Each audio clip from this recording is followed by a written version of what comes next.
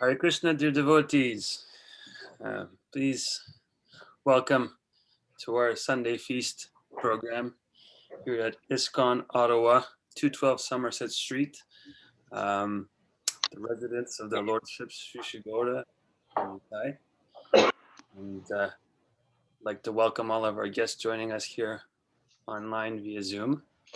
And for those of you who have joined us in the past, welcome back. And those of you who are joining us for the first time, and welcome. And my name is Krishna Dulal Das, and I'm going to be the MC for this evening, your host. And today is a very special day because it's Valentine's Day. Yes, it's when love is in the air, and it's definitely in the air at the temple. I can see it's manifested in so many different ways. We started off by having an arti ceremony, so it was the offering of different paraphernalia for the Lord, and I could see there's wonderful fruits, oranges or mangoes, grapes, there's a cake. So these are all different manifestations of love that devotees are sharing with the Lord. And we have a guest speaker with us for the first time joining us. I can see he chimed in. And so maybe what I will do is I will ask Mother Yeshika to make the introduction. But before we go there, I'm just going to run through the template of the program for the rest of the evening. So we will have our guest speaker speaking, and there will be also time left for discussion, questions, and comments. So please take the time to ingest what's being said, and just to make every program lively. The more interaction we have, the better. It's so much more inspiring. So we have a little bit of that, and then we'll conclude with a brief kirtan at the end. So Mother Yeshika, over to you. Hare Krishna, dear devotees. Once again, I'd like to welcome everyone to our Sunday Feast program. Today, we have the honor of having our guest speaker, His Grace Deva Madhava Prabhuji. Prabhu first met devotees in Detroit, Michigan in 2010, and he's currently based in Ypsilanti, Michigan. I hope I said that right, where he's the director of the Harmony Collective, a combination outreach and enrich facility with some very innovative programs that not only help attract people to Krishna consciousness, but it also helps devotees once they're engaged in the movement. Just really fascinating. And Prabhu is also a member of the ISKCON GBC strategic planning team. So once again, I'd like to welcome His Grace Deva Madhava Prabhuji and hand it over to him. Hare Krishna. Hare Krishna. Thank you for that sweet introduction. How'd you guys find out all that stuff? I don't ever remember researched. Well done. I don't remember writing any kind of bio like that, so you made me sound pretty good. I might use that as when other temples and such ask for these things. Thank you. I appreciate Krishna Dulal Prabhu, especially I met him a few weeks ago. We were at the temple president meetings, and I would have been frankly frustrated with the whole affair if I hadn't gotten the chance to meet Prabhu. But we struck a chord in each other's hearts. I think we both appreciated hearing about our communities, and I think there's some kinship both in the way that we're smaller communities within ISKCON, and also we're in the frigid north. I'm sure I look out and see a lot of white, and I'm sure you guys are in that same situation up there in Canada. So we're actually north of Canada, some parts of it being here in Ypsilanti.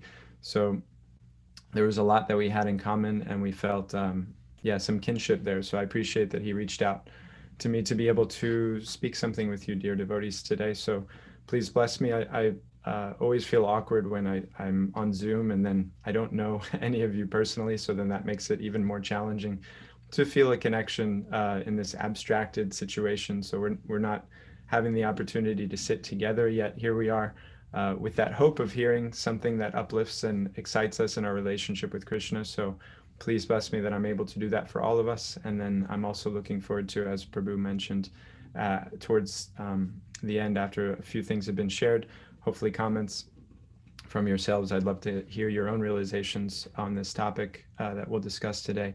And then, of course, if there's any questions too, I'll be happy to take those. I'll share just a few invocation prayers and then we'll begin.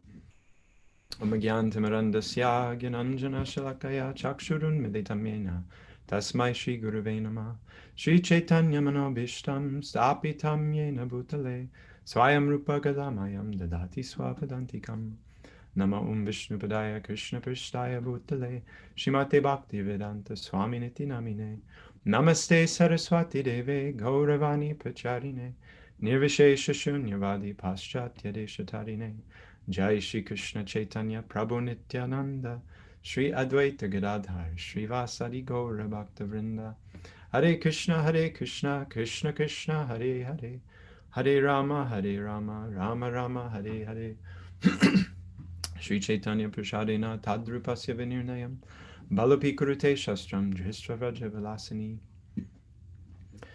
Okay, dear devotees, maybe some of you saw that our topic, given that it is Valentine's Day, love is in the air, as Krishna Dulal Prabhu pointed out. I wanted to speak on the topic of Bhakti as romance. And in my own experience of Krishna consciousness, and maybe some of you all have felt the same, sometimes we get a little bit heavy on ourselves and to our own detriment. There's a saying in English: you shoot yourself in the foot. you hinder yourself by something that's supposed to help you. And so in our getting heavy on ourselves in Krishna consciousness and seeing all the ways in which we're not enough, we're not adequate, we're impure, and we're not regulated, and we're not so learned, and we don't have so much energy or resources to give Krishna. There's all kinds of reasons we come up with why we have this idea that we're bad devotees, essentially. And the irony is that psychology then makes us bad devotees. It discourages us from feeling excited about doing some service. So today I wanted to, especially since I don't know any of you personally, I thought to trend on the happy side of things and instead emphasize that bhakti means romance, and romance is something that we can all offer to Krishna right now. That sense of opportunity to serve is something that we can bring into our lives every day. And in that sense of opportunity to serve, we'll be able to do all the things we're supposed to do, and also feel joy in recognizing a few things that are just coming from us because we want to give them to Krishna. And in that moment-to-moment sense of opportunity, we find that satisfaction that the heart is hankering for, that Atma Suprasidhati, as Sutta Goswami says in the first canto, that everyone is looking for, but nobody's finding anywhere else. Buying big teddy bears today and dozens and dozens of roses and chocolate-shaped hearts and all the other efforts that folks are making to feel that satisfaction today, and all other days in the material energy chasing after phantasmagoria. We can find it in the simplest of offerings to Krishna.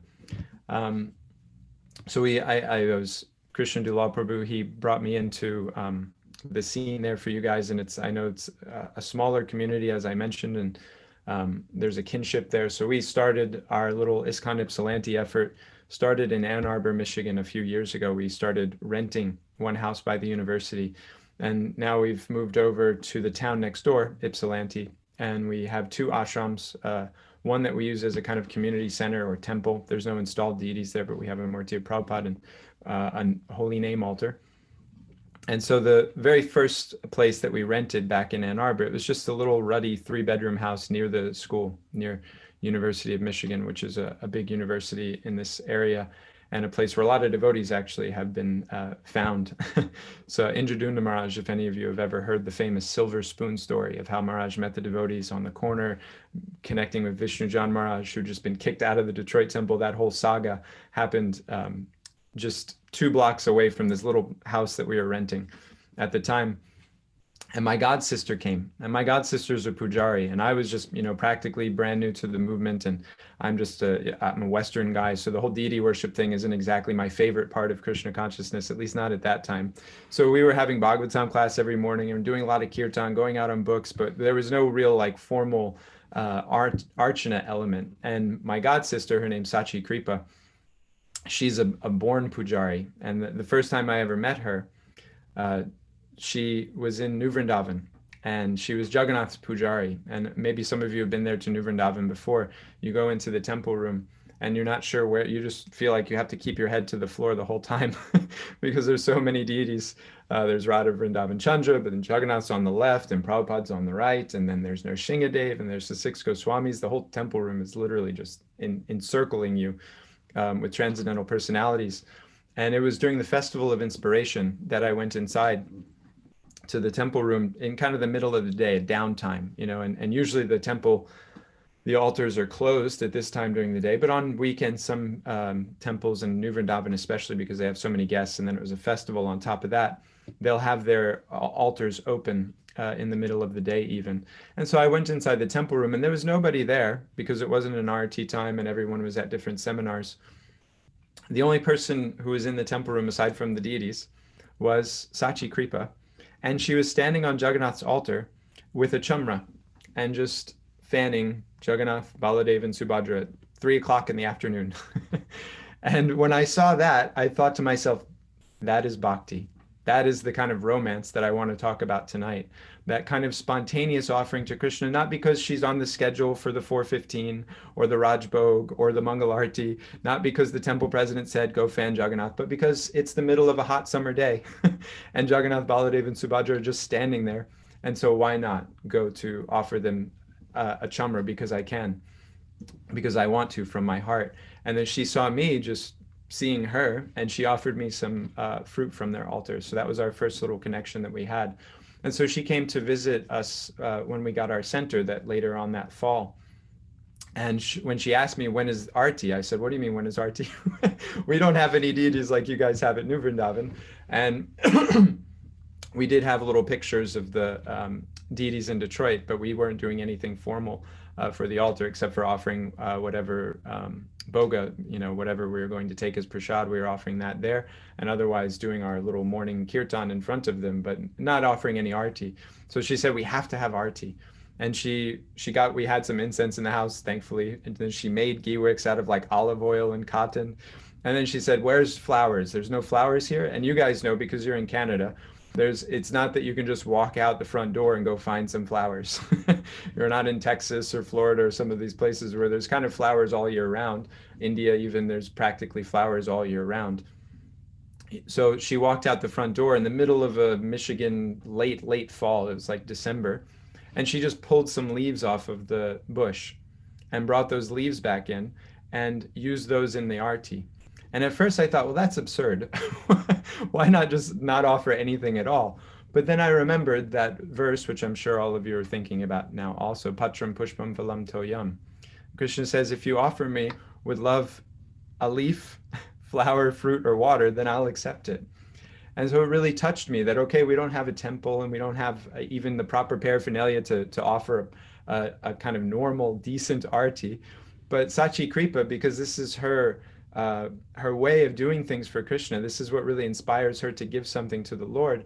She's found a way to continue with her arti seva, even just plucking a few cold leaves off of the bush. That's enough of an envelope for her to send Krishna a love note.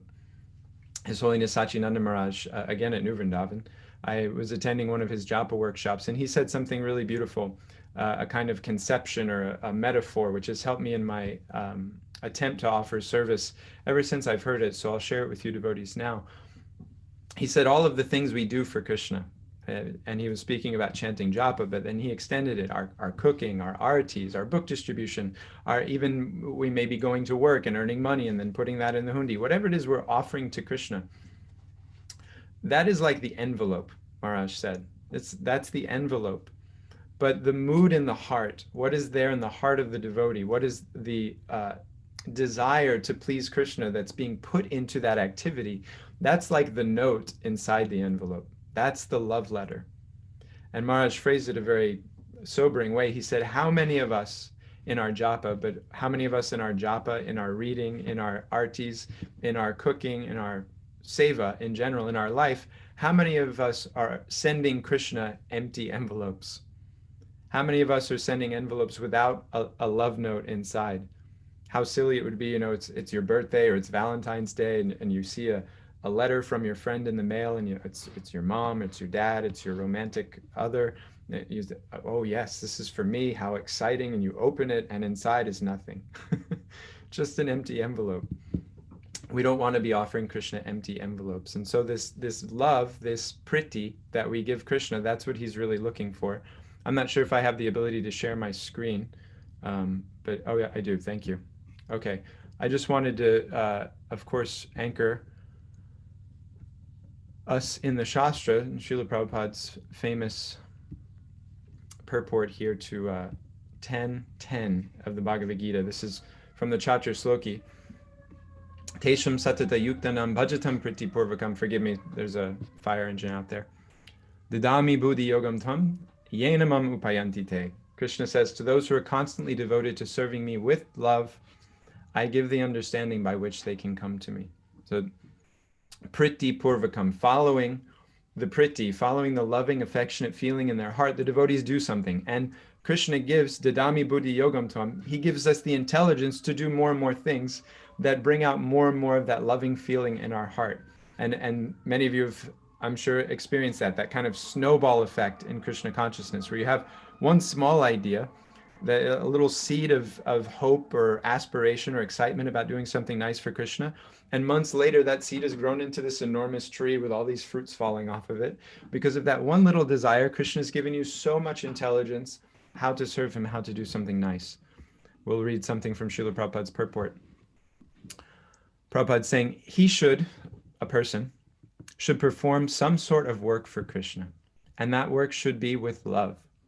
If a devotee is not intelligent enough to make progress on the path of self-realization, but is sincere and devoted to the activities of devotional service, the Lord gives him a chance to make progress and ultimately attain him. So now, going back to this idea that we're often hard on ourselves and we don't let ourselves think, I love Krishna. We don't, and just ask yourself if you've ever even said that out loud.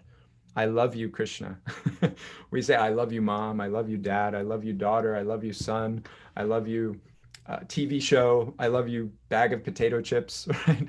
I love those shows, those chocolates. We say love to so many things, but how often, if ever, do we let ourselves say, I love you to Krishna out loud and with that intention? We know we're not on the platform of prema yet. We know we're not completely purified. Anyabhilashita shunyam. Okay, I'm not at that standard of love.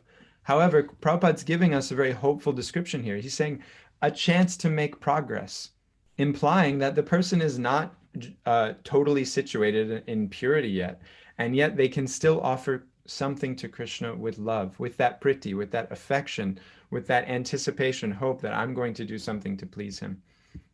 Love conquers all. There's a beautiful, but there's an apprehension in our heart actually to do this. There's a famous pastime, well, maybe not so famous, but there's a little pastime of Srila Prabhupada and Mother Yamuna. And Mother Yamuna had been asked to paint a room. And I think this may have been in Mumbai temple. And she wanted Srila Prabhupada to come and kind of examine the room and tell her how to paint it. And particularly, she wanted Srila Prabhupada to tell her what color to paint it. And so they were examining things, and Prabhupada was pointing out the windowsill that will need to be painted, and et cetera, et cetera. And she said, what color should I paint it, Srila Prabhupada? And Prabhupada said, you decide. And she tried to defer to Prabhupada and you're going to be using this room, Prabhupada. I want you to pick the color. She tried to wiggle out of it, but at a point, Prabhupada struck his cane, so to speak, and said, no, you are doing the service. You make the choice. This is your service to Krishna or me as the spiritual master. Either way, there's got to be some input from you. There's got to be some conscious contribution to what's happening here. Otherwise, you're just a robot painting. Okay, Prabhupada said, and this color and that wall, and I'm done and I'm safe.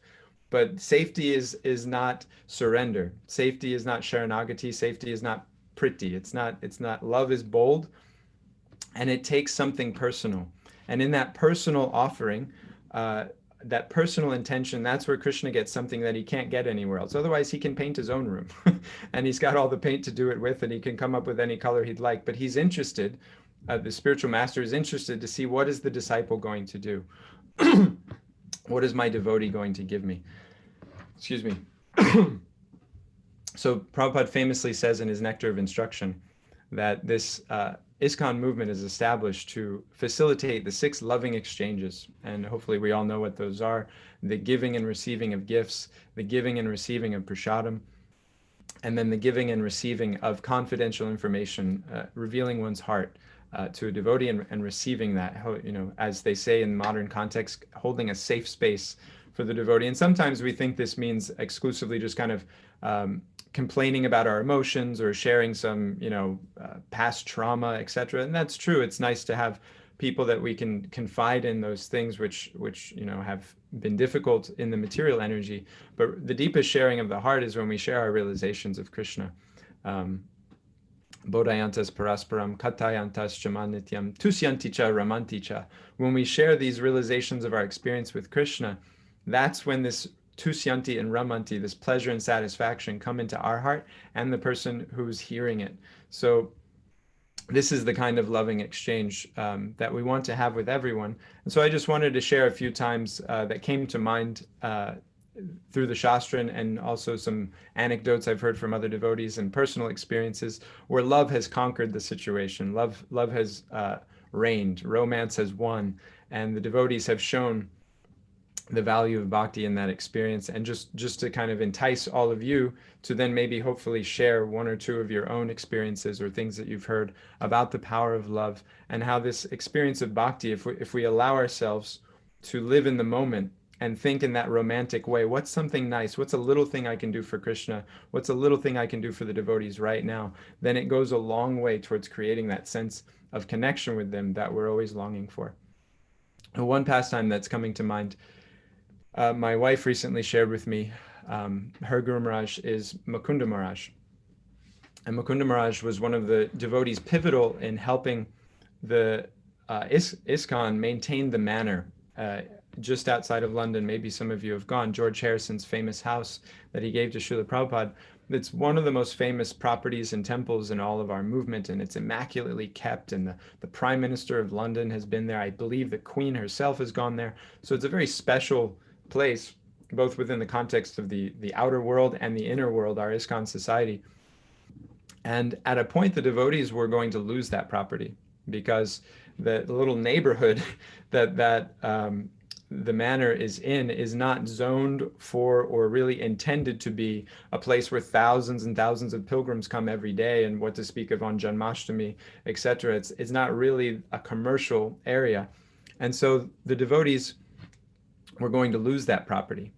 And there was a big fight. There was a big court battle, so to speak. And eventually, obviously, the devotees won. But there was an unsung hero, at least I'm sure there were many, but there was one unsung hero, and quite unexpected hero also of the situation. One of the neighbors, in fact, the direct adjacent neighbor to the manor property, she was the only person in that little hamlet that stood up and advocated for the devotees. And just a decade or so earlier, the devotees would have been very surprised to have had her help, because she was somebody that really, really didn't like having the devotees in the neighborhood, not just because, as everyone else, the traffic and the noise, etc. But one day, while the devotees were having Rath Yatra, they were bringing Jagannath's Rath Yatra cart down, and they weren't able to get Jagannath's Rath Yatra cart, which is, wide and made of metal, and as we all know, not a very malleable thing. They weren't able to get it by this little rock gate wall that was kind of jutting out into the road that was part of this woman's property. And so the devotees, in their spontaneous excitement to carry on with Rath Yatra, they just knocked down this woman's wall and, took apart the gate and kept on rolling with Jagannath. But she wasn't so into that, as you might imagine. And this is like a fussy, proper British neighborhood, historic and all of that. So she was not very happy with the devotees. And Mukunda Maharaj was sensitive to this because he's a PR genius, and one of the devotees who's really all of the kind of good press and attention that we've gotten in our movement, a lot of it, especially in the early days, was because of Maharaj's efforts. So Maharaj told one of his god sisters, Devi, what's Mother Ruchira, thank you. Mother Ruchira, every Sunday feast, you go bring that lady a plate of Krishna Prasadam, every Sunday feast. And so Mother Ruchira, very dutifully, although fearfully, began going and knocking on that lady's door. And at first, the lady didn't even open. And Mother Ruchira would just leave the Prasadam on the door. And then soon, after a few weeks, at least the woman would come and receive the plate. And after a little while, she started to invite Mother Ruchira inside. And then after some more time, they became very close friends. So that when the court case was there, and the judge was looking into, should we allow these people to stay or not? The only person in that little hamlet that said that the devotees should be allowed to stay happened to be the direct next door neighbor. And it was this woman. And because she had been there a very long time and was otherwise considered a very respected member of the community, then her voice was given a lot of weight. And it was her voice that was one of the reasons that eventually they said, okay, if the direct neighbor is okay with them being there, then we have to allow it to continue, and the devotees were able to maintain the manner. So this, we tend to think of romance as a mood of romantic love, right? Conjugal love.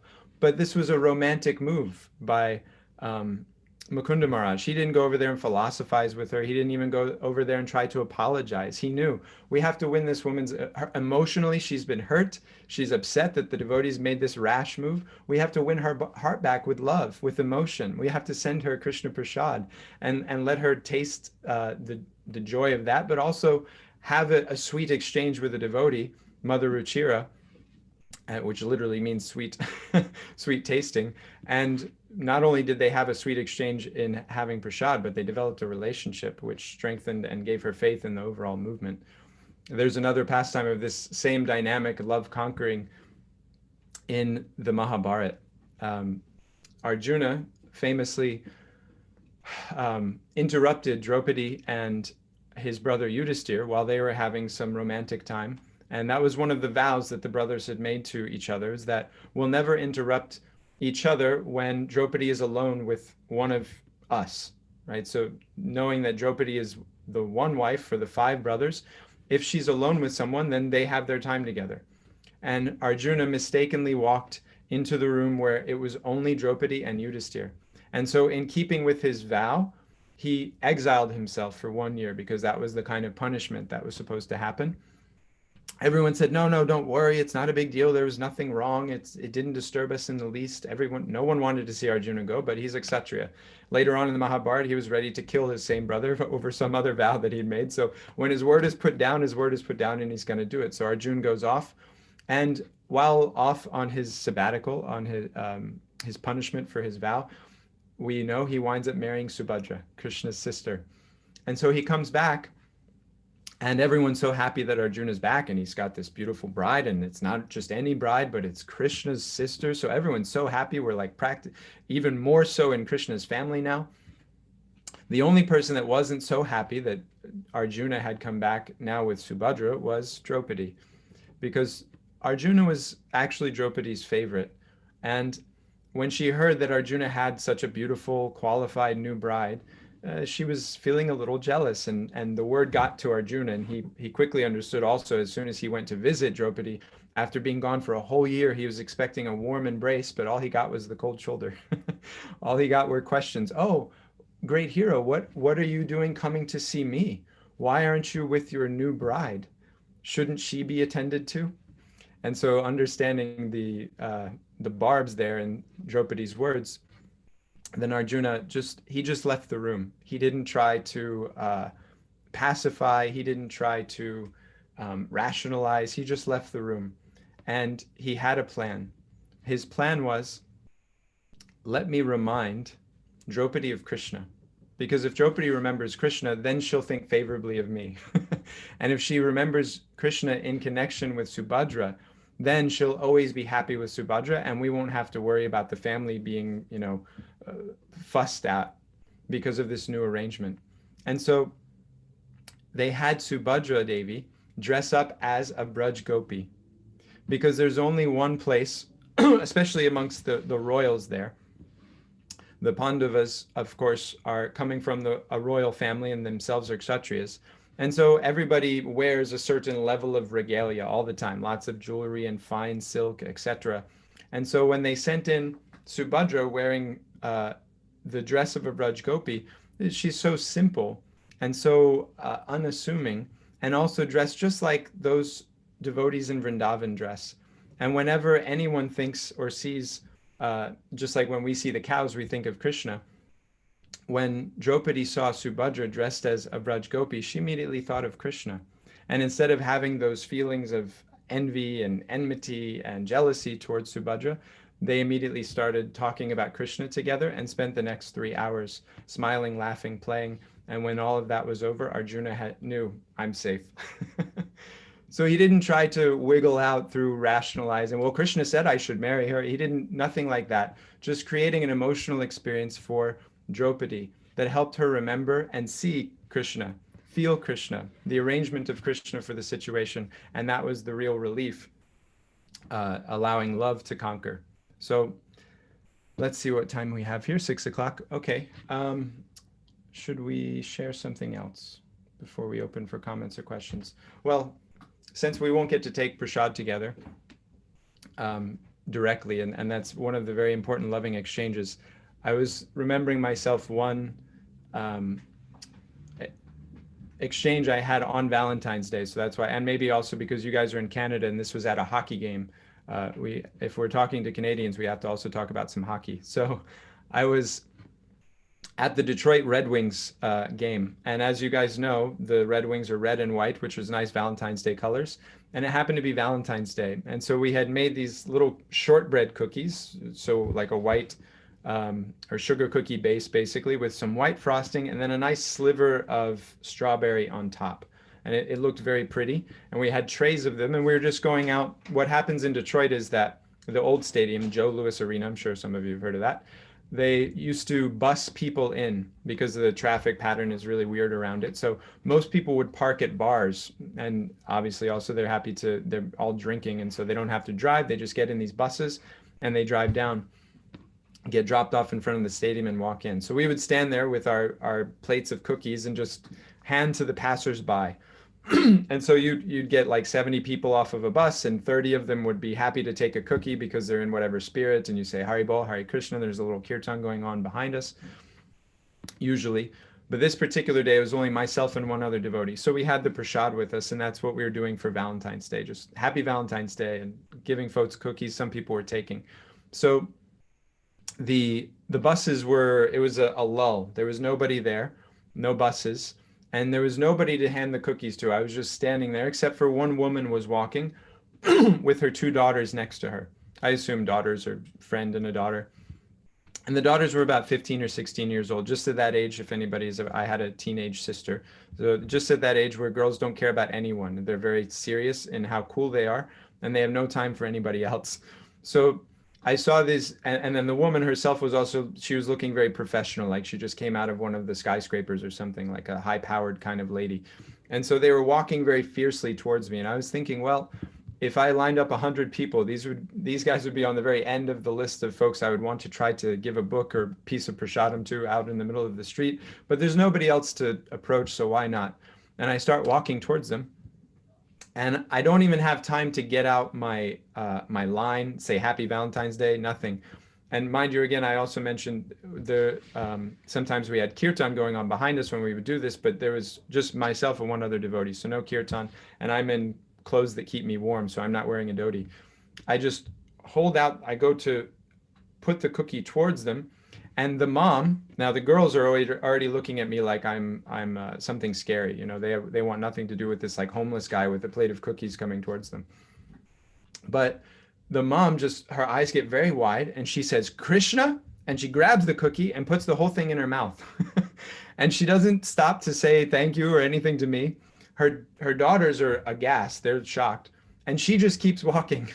But I'm standing there now with a big smile on my face because somehow this lady saw the prasadam and immediately thought of Krishna and was happy to put it all in her mouth. So that was something that happened on Valentine's Day. And when we put ourselves out there to have these little loving exchanges with the other living entities, preaching, right, that we somehow or other try to connect them with Krishna, then somehow or other Krishna helps them connect to us in these unexpected situations. Even people that we never would think that would want to connect to Krishna, they see a cookie and are able to say Krishna's name, take the prasad and keep walking. So that's in the interest of time, dear devotees, I'll stop there and see now if anybody was churned up in being able to share their own experience of the romance of bhakti and some spontaneous loving connection if anybody would like to go. And then I'm going to put the light on behind me because the sun has set now. Thank you very much, Deva Madhava Prabhu. It was a nice, wonderful presentation. Thank you. And yeah, so now if we could get, if there's any questions or comments, perhaps in the same fashion as we normally do it, if you don't mind raising your hand on the computer screen. There's I think on the bottom of your Zoom, there's a button called reactions, and you could click on the reactions and press a button to raise your hand if you wanted to say something. So does anybody have any experiences, romantic experiences in Krishna consciousness, where maybe they've been out on book distribution, or they've approached somebody about Krishna, or they've, I guess, changed somebody's life or had an experience?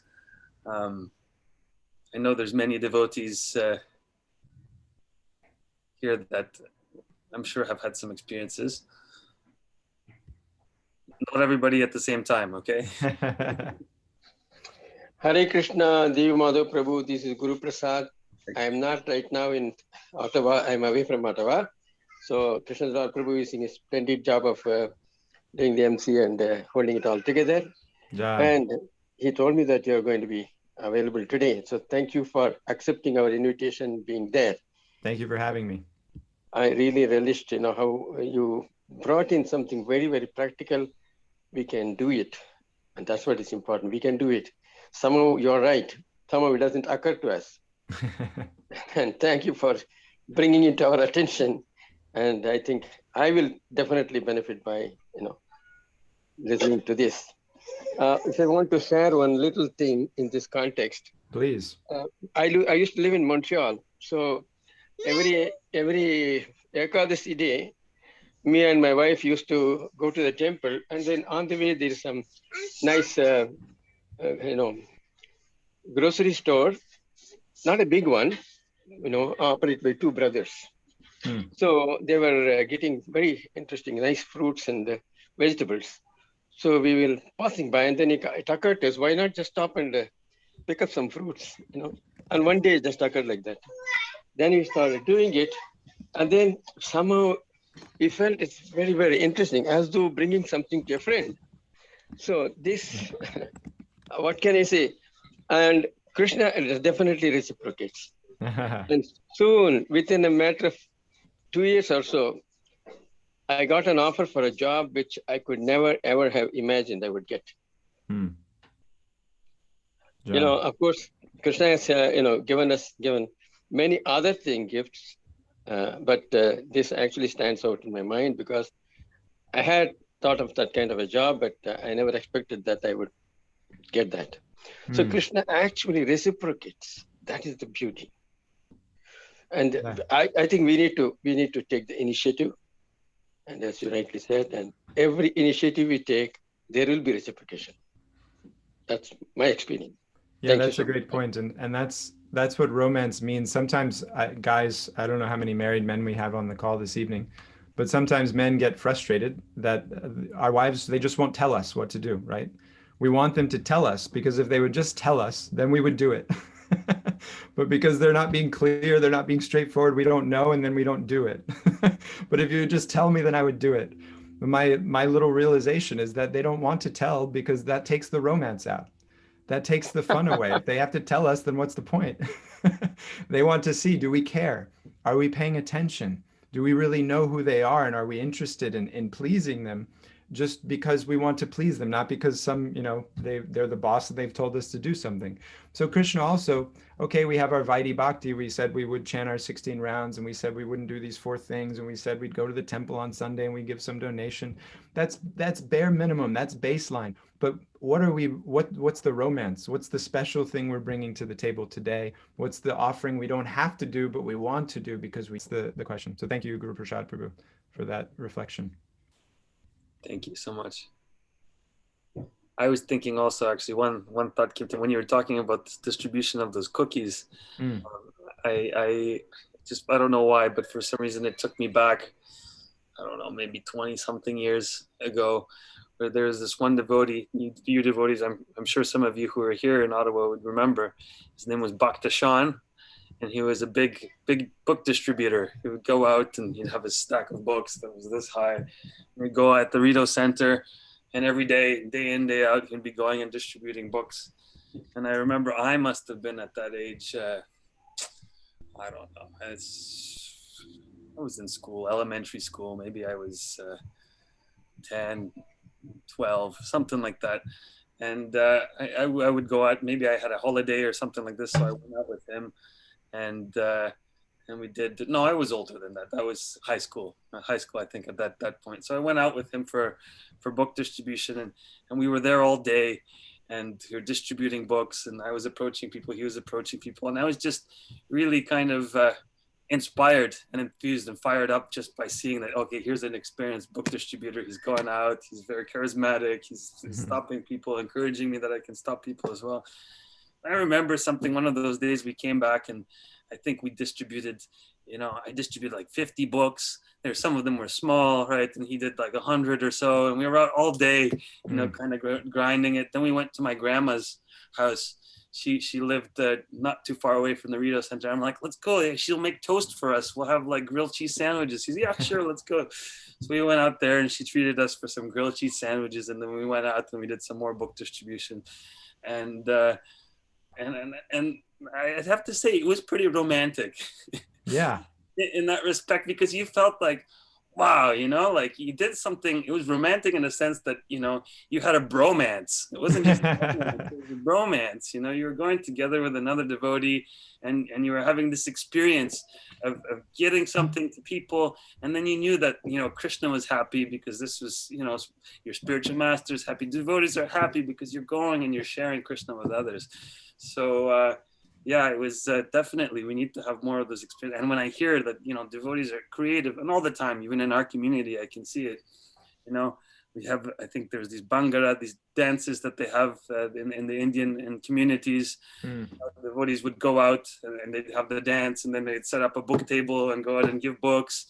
And, other locations, going and doing, recently we've been doing the book distribution in the yoga studios.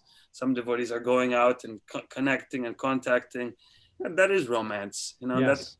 This is this devotional service that you don't even have to philosophize about it, because it's just, you just feel it. You Yes. have that experience, and devotees who do that, they have that experience. And so I guess it's just a matter of convincing ourselves or reminding ourselves that, this is what we need to do. These are the activities that, devotees are doing constantly. But those of you who feel that, oh, the romance in my life is gone, right? It's not there anymore.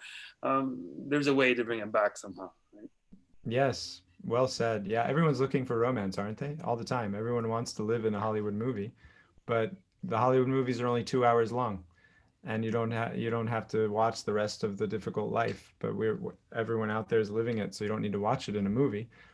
However, when we come into this culture of devotional service, bhakti, it really gives that opportunity for every moment to be a romantic one, every moment to remind us of our beloved. And this is the highest point of our philosophy, actually, in the unique offering of Gaudiya Vaishnavism, is this Vipralamba Bhav, this service in separation, this mood of love and separation. I heard one devotee put it very strikingly. He's a devotee from the Radharaman temple, Pundrik Maharaj. Maybe some of you know him. Prabhupada used to listen to his father's Bhagavatam classes when he was there at Radha Damodar in Vrindavan. And he said, when your lover is in front of you, you think of them only when you see them directly. If they're in the room with you, you see them, then you think of them. But when your lover's far away, then everything around you reminds you of them. Everything around you reminds you of that person until you're in their presence. So this sense of separation that we may feel from Krishna, that I'm not enough of a devotee yet, it can actually spurn and inspire us, if we allow it, to not become morose, but rather inspired and moved to do a little something more today. And that something more doesn't have to be something dramatic, let's say, like distributing 100 books or making a whole Raj Bhog offering or a garland for the deities. What if you just offer one flower to the deities today that you wouldn't otherwise offer? What if you just read one more verse of Bhagavad Gita, and really as an offering, Krishna, Guru Maharaj, I'm reading this for you because I love you and I want to show you that right now. by reading this verse from your Bhagavatam, by reading this verse from your Gita. How profound that that's all it takes to feel that loving connection, and how silly it is that we don't let ourselves feel that more often. Yes, thank you so much, Prabhu. Yeah. Hare Krishna, Prabhu. Love and romance actually means spontaneity of service, of pleasing the person whom we want to, express our love to. Yes. Yeah, well said. We hear about it a lot, right? Spontaneous devotional service. That's why I brought that idea of the wife and the husband into it, because I think many of us have that experience. The wife wants some spontaneous service, not that she just makes the list and then the husband executes it. And that's vaiti, that's boring. Mahaprabhu says, I'll bring the verse up here, just so everyone can read and see. This is chapter 3 of the Adi Lila. I'll share my screen momentarily. Famous section, many of you probably familiar. Mahaprabhu saying, knowing my opulences, the whole world looks upon me with awe and veneration, but devotion made feeble by such reverence does not attract me. By performing such regulated devotional service in awe and veneration, one may go to Vaikuntha and attain the 4 kinds of liberation. Right? So that's not what the Lord is looking for, is this kind of regulated, there's even one place without such loving. Everywhere in the world, people worship me according to scriptural injunctions, but simply by following such regulated principles, one cannot attain the loving sentiments of the devotees in Vraj Bhumi. This is what we're going for, by the way, is that Drisva Vraja Vilasini. We're going for that sentiment of the devotees in Vraj. And Mahaprabhu, Krishna himself, he wants to be the romantic one. He wants to be the lover, because that's the superior position. This is the corollary, that you could say the mirror verses in the 4th chapter. The Lord's desire to appear was born for 2 reasons. The Lord wanted to taste the sweet essence of the mellows of love of God, and he wanted to propagate devotional service in the world on the platform of spontaneous attraction. So that spontaneous attraction, as you just pointed out, Prabhu, that means romance. That means love. That I don't have to do it, but I want to do it. I'm not obligated. It's an opportunity that I get to serve. And we don't have to wait until we're on the Prema Bhakti platform. That's why I shared that purport, that excerpt from that famous verse, Bhajatam Priti Purvakam. Prabhupada says, just by that mood of love in your heart, Krishna will give the intelligence that will allow you to develop in the process. So let yourself give yourself permission to say, I love Krishna. You might also still love potato chips and movies and whatever else, but also you love Krishna, and that's to your credit. And the more you let yourself focus on that attraction creates purification, not negation, not embarrassment, not rejection. Attraction creates purification and satisfaction, which then lets us give all the other things up automatically. All right, thank you. Do you have any other? Oh, Surendra Prabhu has a raised hand. Surendra Prabhu, did you want to say something? Yes, based on what, first of all, Hare Krishna Prabhuji. Haribol. Based on what he just said, the Chaitanya Charitamrita he just showed, it looks like whatever we do from the preaching perspective, which is one of the highest service based on Gita, I think Krishna is also looking at how much we can sacrifice our mind, body, and all those things in his service. And I think that sacrifice also pays off over the period, even though, I do not know how to love very precisely, I can tell you that. I really do not know what actually love means, but I know that love is the highest thing. Affection is there, but what is truly love? It's very difficult for me to imagine at the moment, because I am not at that stage. Affection, yes, you take care of people here and there, and you are concerned about it, and that is also a kind of thing. But care about Krishna, who is not visible directly, she's not there with me yet. Maybe spiritual master, but definitely not. It's too far away. But I think if we do, as Krishna Prabhu says, Dr. Christopher Sean. Is it Christopher Sean Krishnalal? Who would, I think, protest for animal rights and something like that. Same Christopher Sean? Not sure. Yeah, probably. It's probably same, because that's what I have read somewhere. Because on the Sankirtan stories, I read about him somewhere from Ottawa. He was physically giving himself completely. And he was taking risk, actually. And here Krishna wants to see somehow that how much risk we can take for him. And I also learning these days is that there is a lot of instructions and principles in the scriptures, but there's a certain level where none of these actually applicable. and, and it's like, Dharmam tu Sakshat Bhagavad Paritat, like that. Whatever you will do, if it's 100%, that is a new principle. Like that. I just love that. Romance means risk. Yes, so probably, I mean, in a nutshell, I wanted to say in the summary is basically that Krishna is basically noticing that how much risk we can take for him, and that will basically probably convert it into a degree of surrender, I believe. That is my... Yeah, I'm glad you brought that up, Prabhu. Thank you. It reminds me of why Krishna tells the gopis that I can't repay you. He says, Naparye hum, I can't return what you've risked, is what he's saying. That you've risked your whole existence just to stand here with me in this forest for one night. You've risked your whole life. And you've thrown it all away, actually, just to be here with me for one night. Naparye hum, I can't repay that with any number of nights. So that the risk of the gopis is why they're glorified Sanata Sanakana, even by great brahmacharis. The gopis, the girls of Raj, are glorified for their risk that they've taken for Krishna. So thank you for bringing that out. As I said earlier, even Rukmani took a big risk. Oh yeah, you sent that to me privately in the chat. Yeah, and even that was a big risk. I just realized that, I mean, she knew who his brother is and father and everybody, but when I read Krishna book, it reminds me of Hindi movies, because generally when we were young, nowadays the Hindi movies are not good, but when we were young, our parents sometimes, we had one family member who had a movie theater, so we would go watch free. Yeah. So the theme of the whole movie was that there is a boy and a girl, and at the end they will beat the demons and boy and girl will be happy.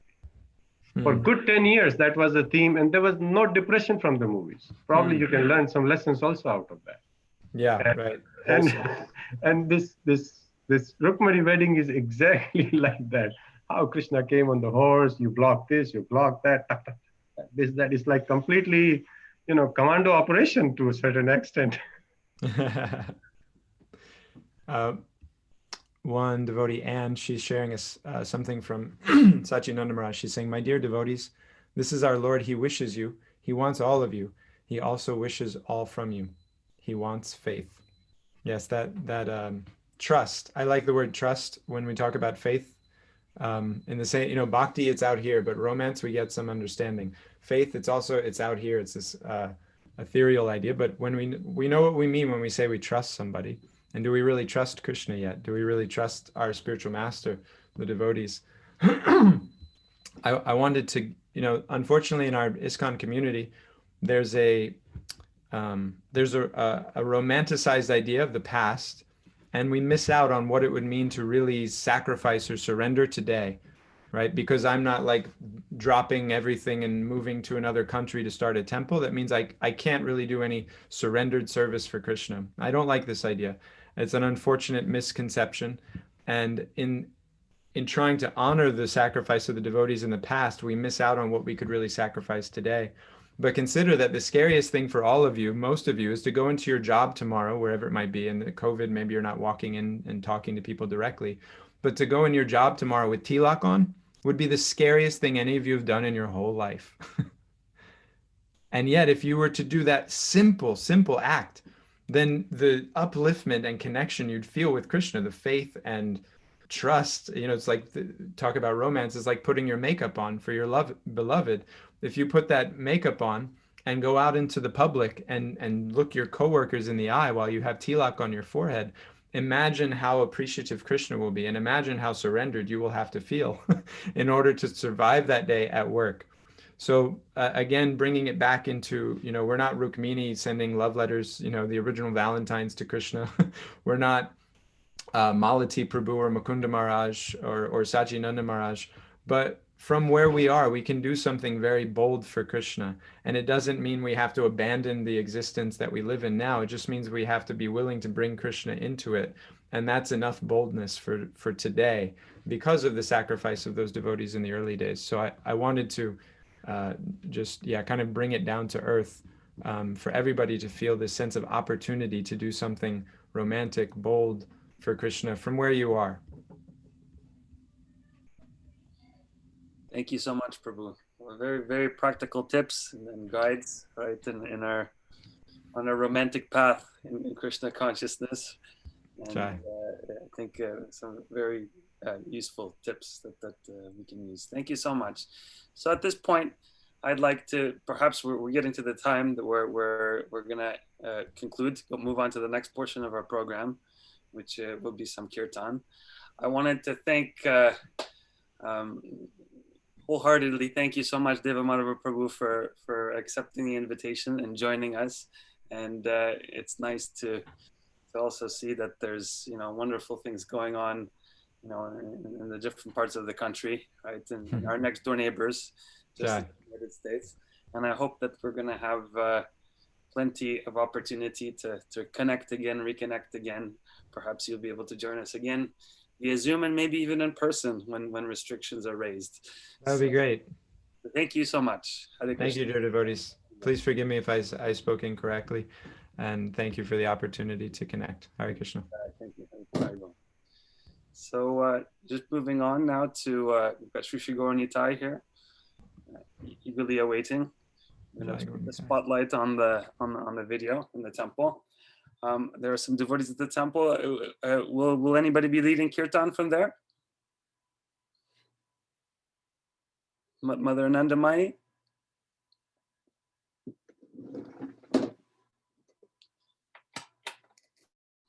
Or might. Okay. Might be myself then. I'm going to do a little bit of kirtan. Hare Krishna. I've got my piano here.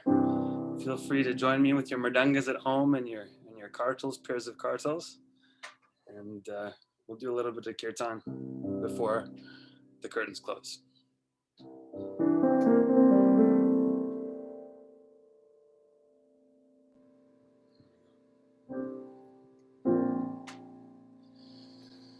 Namo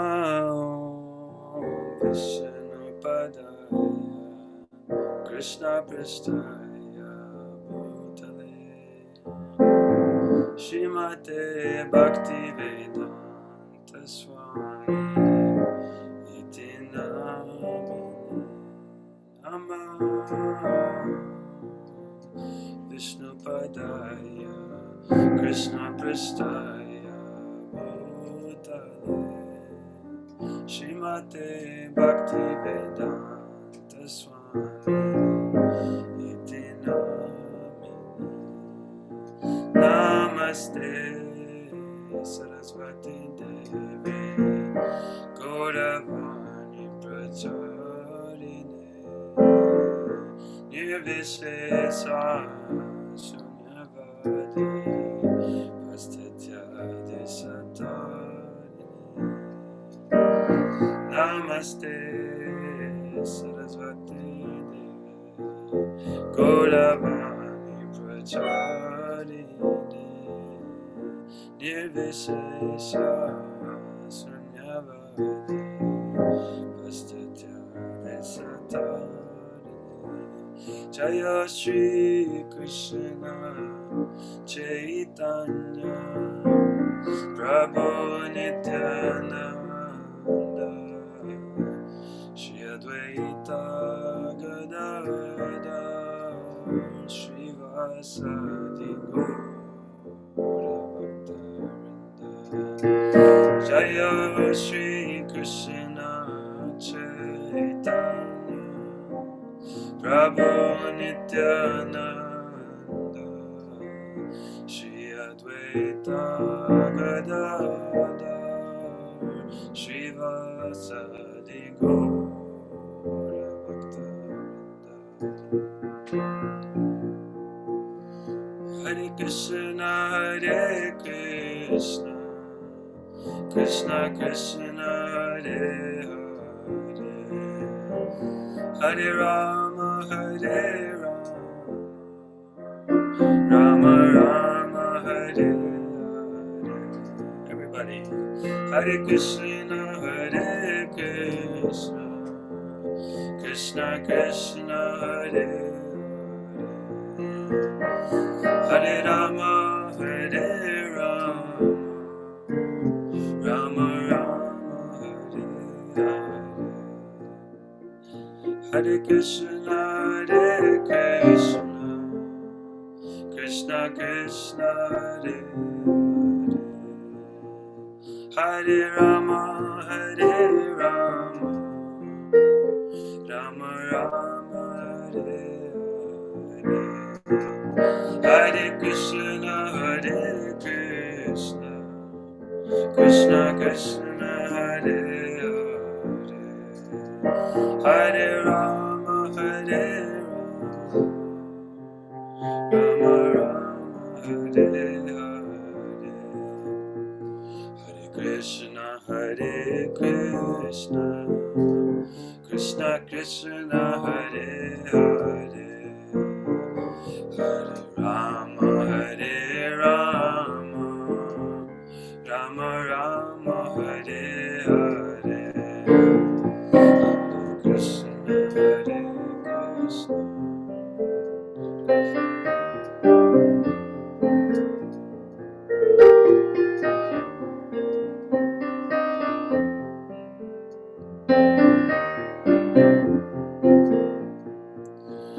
Hare Krishna, Hare Krishna, Krishna Krishna, Hare Hare, Hare Rama, Hare Rama, Rama Rama, Hare Hare. Your turn.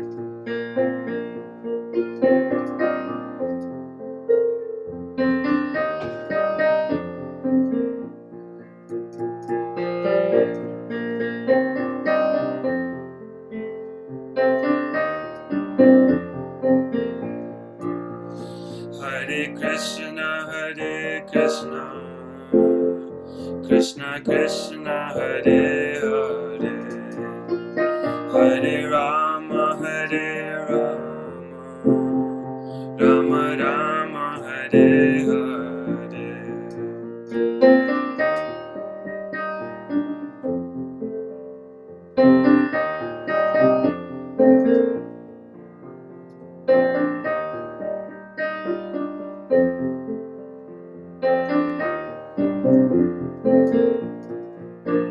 Hare Krishna, Hare Krishna, Krishna Krishna, Hare Hare, Hare Rama, Hare Rama, Rama Rama, Hare Hare.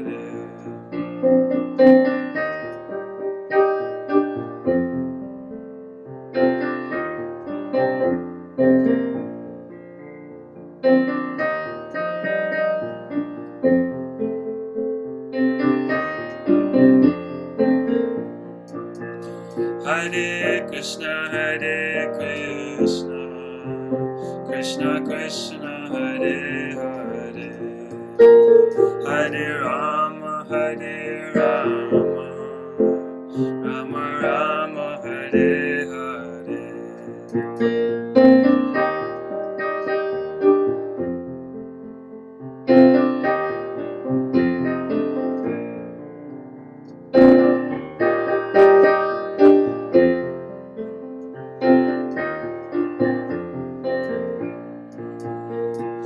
Hare Krishna, Krishna Krishna, Hare Hare, Hare Ram, Ram Ram, Hare Hare.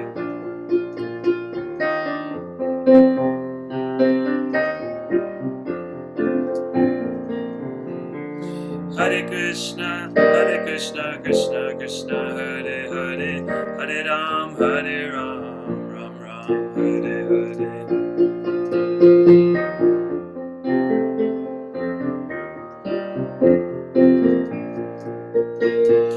Hare Krishna, Krishna Krishna, Hare Hare, Hare Rama, Rama Rama, Hare Hare.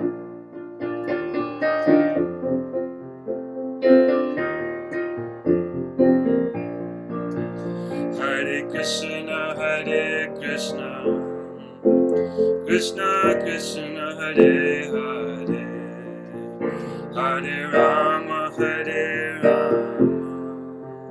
Rama Rama, Hare Hare.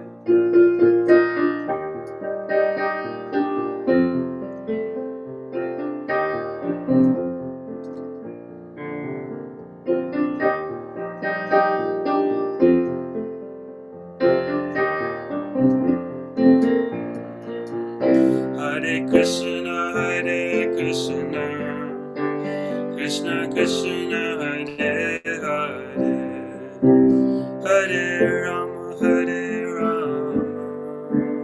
Rama Rama, Hare Hare.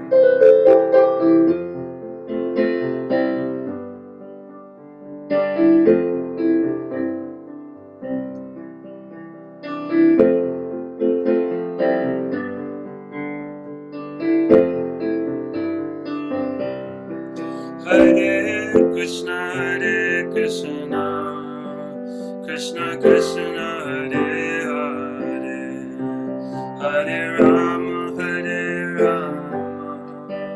Rama Rama, Hare Hare. Everybody, Hare Krishna, Krishna Krishna, Hare Hare, Hare Rama, Rama Rama, Hare Hare. Nitya Gaura Hari Bol, Hari Bol, Hari Bol.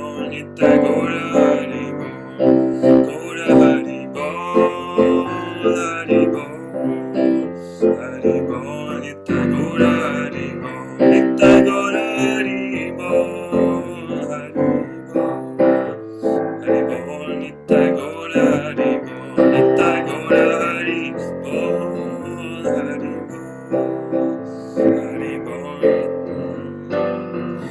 Jaya Jaya Gornitai, Gornitai, Jaya Jaya Gornitai. Your turn.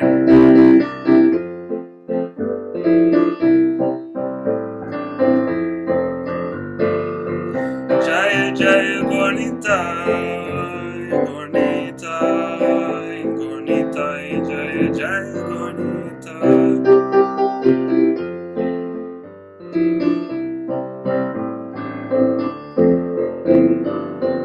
Jaya Jaya Prabhupada, Jaya Jaya Prabhupada, Jaya Prabhupada,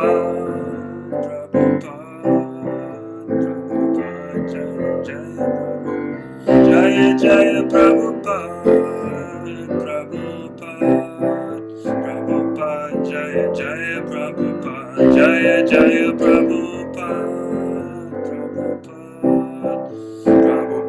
Jaya Jaya Prabhupada. Gaura Premanande, Hari Hari Bol. Shri Gaura Nitai ki Jai, Srila Prabhupada ki Jai. Right, to devotees. So a couple of minutes right now to take darshan. Shri Gaura Nitai before the curtains closed.